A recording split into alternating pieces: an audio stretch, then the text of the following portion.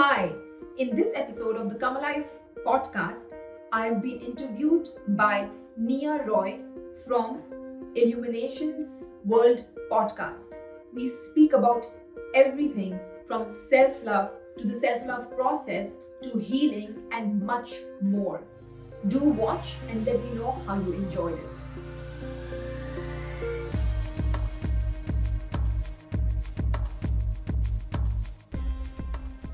Hello, and welcome to another episode of Illuminations World podcast. I'm your host, Nia Roy. I'm a clinical hypnotherapist, yoga teacher, and sound therapist here at Illuminations.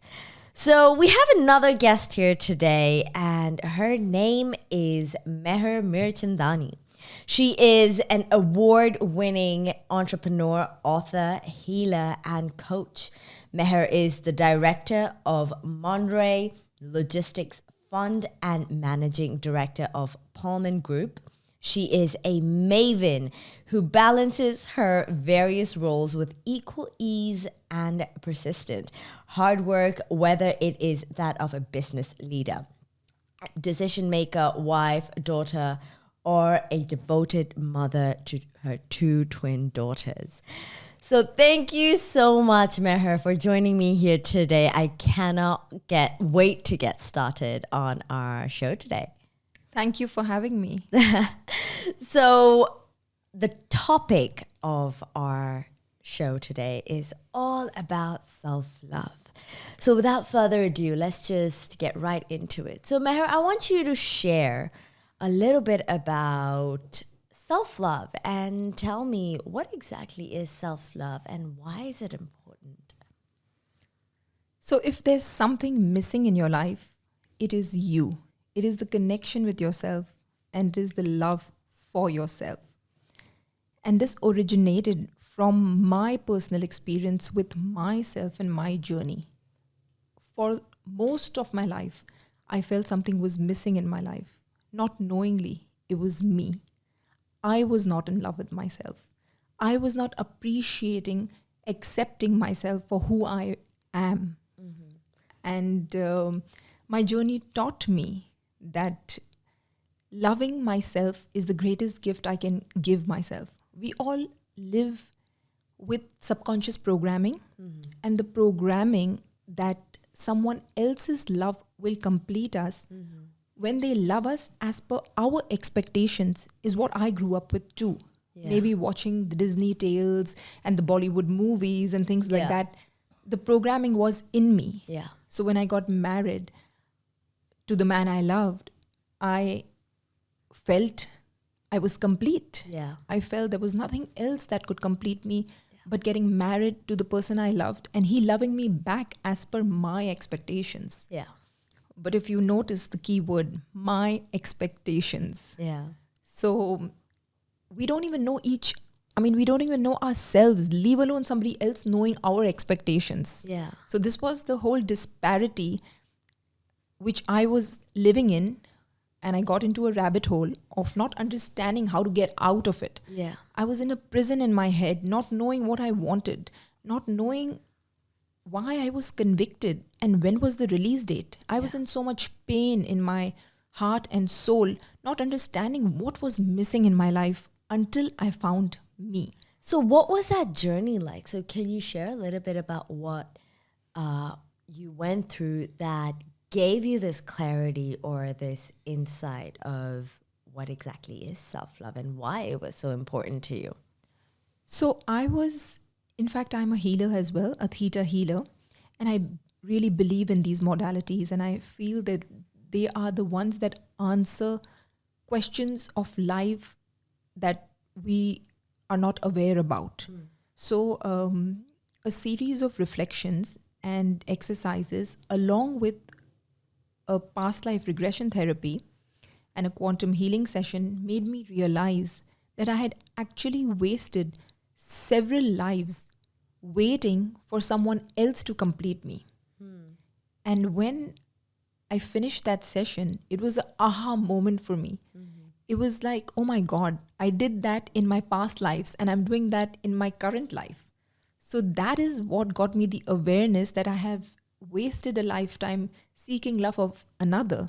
But now it's my turn to love myself and lead a life of fulfillment, contentment, and live my purpose and passion and vision and mission for this life, because I couldn't waste it anymore. I had done it in the past. So, what do you exactly mean by wasting it? So, before you had this understanding or before you went down this journey, what did that lack of self-love look like for you? And why was it so apparent?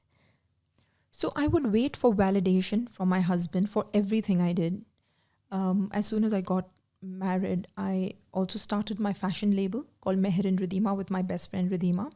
And everything was awesome, successful. But what was missing was I was seeking validation, love from my husband all the time. And that was pretty miserable, actually, just waiting for someone else to love you, to complete you, to make you feel who you are meant to be, because I was not good enough in my own eyes. And I have grown up in a very luxurious house. I may say I'm blessed and grateful and aware that I have been brought up in a privileged home. Besides that, I felt incomplete. Wow. Yeah, and it was, of course, an illusion created by my mind that my husband will complete me, and it's his job to complete me. Yeah. It's nobody's job to complete you. Yeah. After we are all aware, we get to know that it's nobody's job to complete you, but only your own job to complete you. So when you say when you were expecting your husband to complete you and you had to change that narrative and do the work for yourself, what did that look like?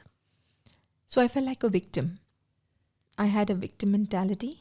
I felt I was hit by all circumstances, and I was a victim of being married to the person maybe not fit for me. I was being married very too early in life. Wow. I was a victim of everything, I felt. Wow. So I had to change the victim mentality into the victor mentality. Yeah. I had to get my power back from my own beliefs and my thinking. I had to change my beliefs. Yeah. I had to reprogram them. Yeah.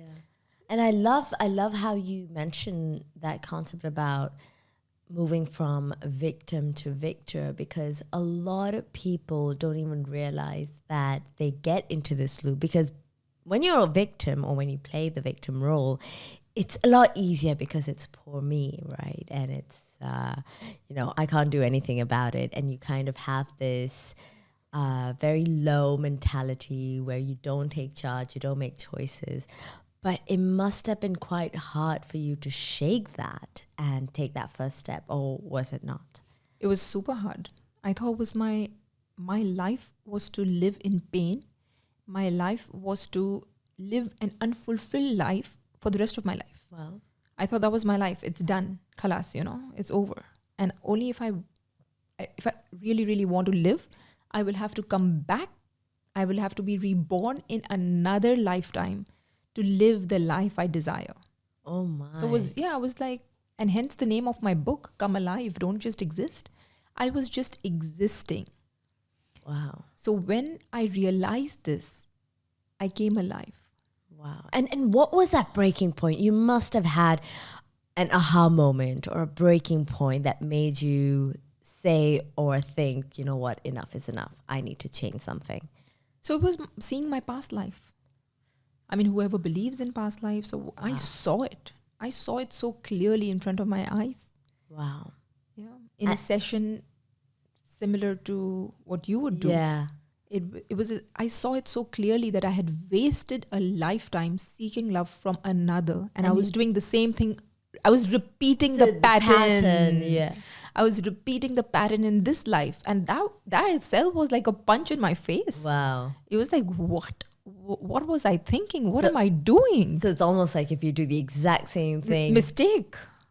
Imagine. And it'll just keep repeating it. So it's almost like whatever your soul's journey was, it was asking you to shift. But the only way you can do that was through going through this negative pain, or I mean this pain phase, or this. Yes, absolutely. Like they say, the heart has to break for the light to enter. Yeah. And that's exactly what happened with me. 100%, because if you think about it, if everything was fine and you're comfortable, then there isn't a need for change. It's only when you're going through pain, right? Absolutely. So what did you do next? So I realized I started taking charge of my life. I started taking charge of what I want to do, what I want to achieve. I started taking my power back from everyone who I had given my power to. And I started a journey of prioritizing myself. I made myself my number one priority. Wow. I started meditating. I started reading, learning new things. I started journaling. I started exercising. I used to not do any of these up until 35 years of age. Wow. Wow. I never took care of me as I would for anybody I loved. I didn't take care of myself as much as I could take care of myself. Wow. So like in that initial moment, so like you had that realization and you started making time for yourself, those initial phases of facing the truth and looking at whatever that needed to come up, I'm sure there must have been a lot of hard truths for you to accept. And what was that like? So of course it was a painful journey, and you feel alone at first. You feel very, very alone because you just realize that everything that you lived for or with in your mind, of course, in your subconscious programming, it's an illusion. So you have to break free from those illusions of those subconscious programming, which has taught you things that are not even true. And what was that? What were these subconscious patterns or thoughts that you had to break through? I mean, simple things like, when we grow up, we see our mother behaving in a certain way with her children or a husband or her in-laws or whatever it is, we observe and it goes to our subconscious programming, right? So for my mother, my father is the most important thing in life. After that, it's the kids. Maybe then the in-laws, then the family, and then herself. Wow. So I lived with the same programming, and I had to break that. I had to really break that and explain to myself and reprogram my subconscious programming to telling myself that I am the most important part of my life. I am the most important person of my life. Yeah. I am the most important thing to me, and I will meet myself first, which is I will meditate and meet myself in that meditation of 1 hour every single day, because I am the most important thing to me. Wow. And that was difficult for me to do. It was very, very difficult for me to understand, explain to myself that I am the most important thing to me. Because I imagine you must have felt some form of guilt at first. Yeah, it takes time to let go. Wow. And it's very difficult when it's so embedded even in societal belief system, 100%. I would say. Because we all have that social consciousness, which also carry down through generations as well, right? Exactly. Yeah, exactly. Wow, so just breaking that norm as well. Wow. Absolutely. It's tough. It's very, very challenging, but it's very rewarding when you get that awareness, when you understand that nobody is going to rescue you. You have to rescue yourself and live the life you desire and you want. And you have to work on yourself to be who you're meant to be. Wow. I love that. So what were these attributes that you slowly started developing, or what were the first changes that you started observing when you started, if any? I started feeling whole and complete. I could feel it. Like from a few days of meditating, doing exercise, journaling, pouring my thoughts on paper. I went on a forgiveness journey where I started forgiving everyone around me and myself, of course. So I started reflecting and also lightening my heart. I started opening my heart, like they say. I started opening my heart and accepting myself for who I am, appreciating myself, loving myself. But the process of self-love is a 5-phase process. And that's what I actually guide people on, because I'm a coach as well. and I coach people from all walks of life. Yeah. And my mission is to be able to transform your relationship with yourself, which impacts the relationship you have with everything else in this world. Wow. And what does that 5-phase step look like? So the 5-phase process of self-love is, the first step is knowing yourself. Okay. You cannot be in love with someone you don't know. It's exactly like the courtship with another. You need to spend time with yourself. Well, I like that. Yeah, you need to spend time with yourself. And the second is identifying the self-limiting beliefs. Because we all have those. Like we just touched upon a few minutes ago. Yeah. So identifying the self-limiting beliefs. The third is reprogramming them. So we reprogram those beliefs like I did for prioritizing myself. Yeah. Fourth is letting go. Letting go of everything that is not serving us. It is not serving our soul, be it thoughts, people, activities, anything, habits. You need to let go and replace them with new things, And new habits. This is where the forgiveness part comes in. Absolutely. So that's the fourth phase. Yeah. And the fifth phase is starting to appreciate yourself, accept yourself for who you are. And this is a gratitude. This is being grateful, appreciating, writing a love letter to yourself. Just loving yourself fully, authentically, for who you are, like your soul self, basically. Because after this entire process, you actually become pure towards yourself. So I'm thinking of some people who are probably listening. If for many, many years, all you've ever told yourself were things like you're not good enough, you're not good looking, and you're not worthy. And when it comes to rewiring those thoughts, it must be quite conflicting, right? So if you have an inner belief versus what you would like to say, because of that friction, do you have any tips or tools how you could manage that? Because it's one thing to want something, and it's the other thing to believe the exact opposite. So how do you work on those inner beliefs, and how do you change that? So obviously, like we discussed, it's the reprogramming of the beliefs. And you can do that in several ways. You can reprogram beliefs in several ways. One is affirmations.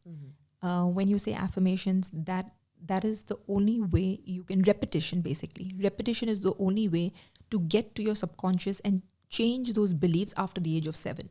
Right. Okay. So any kind of repetition, be it journaling, be it meditation, be it affirmations, that definitely helps. Got you. And meditation is the highest of all.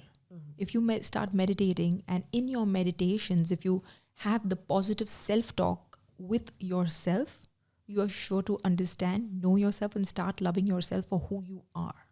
So the self-criticism, can you talk a little bit about the nature of self-criticism, or how that usually develops, and what can people do to resolve it, apart from meditation? Is there anything else that people can do? So as part of the self-love process, the process is also to love yourself unconditionally and accept your faults and mistakes and unawareness, or whatever you are. Basically, accept your flaws. Without judgment. Without judgment. So there's no judgment. You don't judge yourself. Yeah. And we all make mistakes. We are all a work in progress. That is a said. So what I would do is I would talk to myself like my mother, because she's the one who is the most unconditionally in love with me. Wow. Till date, my mom. So I would talk to myself in my head as though my mother is speaking to me. Wow. So you can choose any such relationship you hold, maybe your grandmother, maybe your best friend, your sister, your sibling, whoever. Choose that person, make that person your inner voice in your head, and let them speak to you at times of anxiety, despair, nervousness, or anything like that. Wow. And it really works wonders. Oh, that's such a great tip. That's such a great tip. Anything else that you've done in the process as well? So meditation, I feel, it has been underrated. The power that meditation holds in your life is so underrated. And I know a lot of people are talking about it, but still a lot of people are not doing it. So I feel meditation extremely helped me. Yeah. Because through meditation, I would really rewire myself. Because it's when we're in meditation, we get to the theta state, and that's the state we need to reprogram any kind of subconscious programming or beliefs that don't serve us anymore. Got you. Yeah. So, I mean, it's as simple as that. Meditation, journaling, exercise, reading. Reading something new, a newer perspective.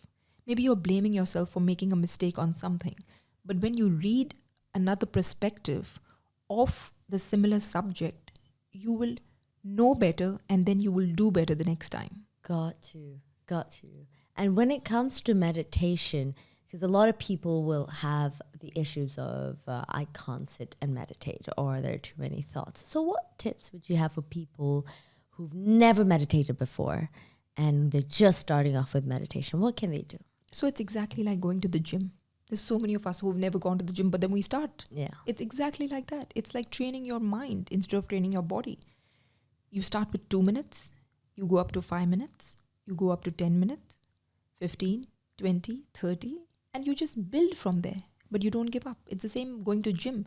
You start with carrying 2 kgs, then you start with 5. Then you continue with 5, then 15, 20, and you can go up, Wow. So that's exactly how it is. You have to build the muscle to be able to meditate. Wow. No, I completely agree with that. So in this process, after going through this journey, how did you notice your relationship with other people change through changing your relationship with yourself? Absolutely. And what was the first observation? The relationship that you have with yourself determines the quality of every other relationship in life. And not only with people, but with money, with happiness, with joy, everything changes. Oh, wow. So you have to be aware of this knowledge. So when I started falling in love with myself, I started having a better relationship with my kids, my husband, money, and everything around me, my health. Oh my God, I can't tell you the impact it had on my health. Just by me loving myself, exercising for that 20, 30 minutes a day or even 4 times a week, the impact on my health was phenomenal. I used to have constant pain in my legs and shoulders. And since the time I've fallen in love with myself, I have no pain in my shoulders at all. Wow. Because you're not only through body awareness, but the work that you put in yourself as well. But I'm really curious about, how did your relationship with money change? And how did you make that connection?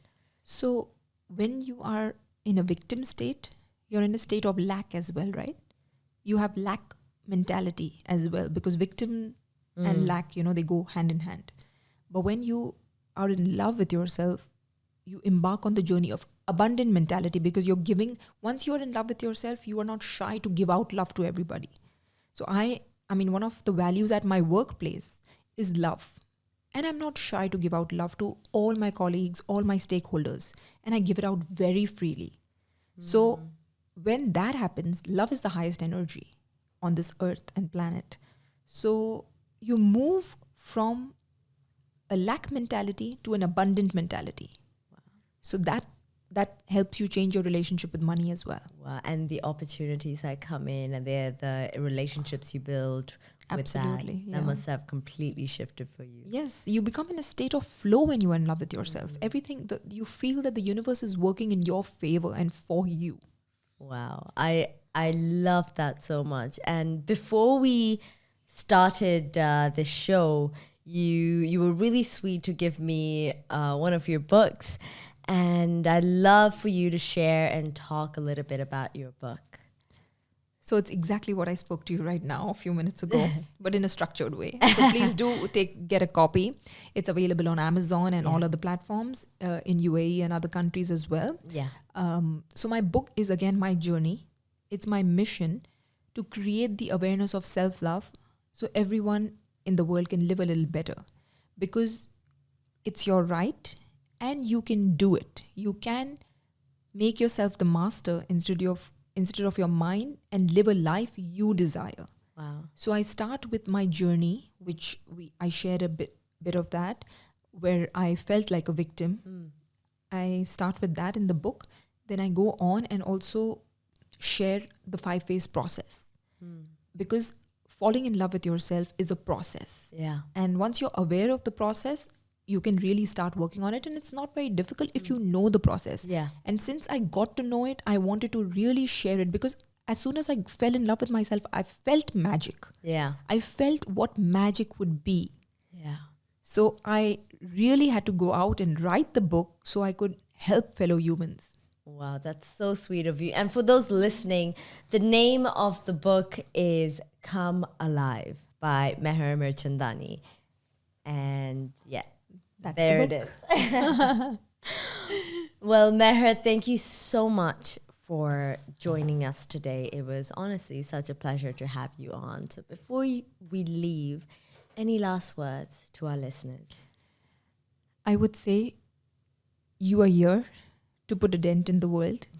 And as long as you believe it, it's yours to achieve and yours to have. So work on yourself, fall in love with yourself, and feel the magic you're here to feel. Wow, that's beautiful. Thank you so much, Thank you for Meher. having me. Thank you. It was Absolutely. beautiful. And thank you to all the listeners who are listening. If you've enjoyed the show, please leave us a 5-star rating and review on Apple Podcasts, Spotify, or wherever you have seen it or heard it. And please share it with anyone who needs to hear it. Thank you for watching this episode of the Come Alive podcast.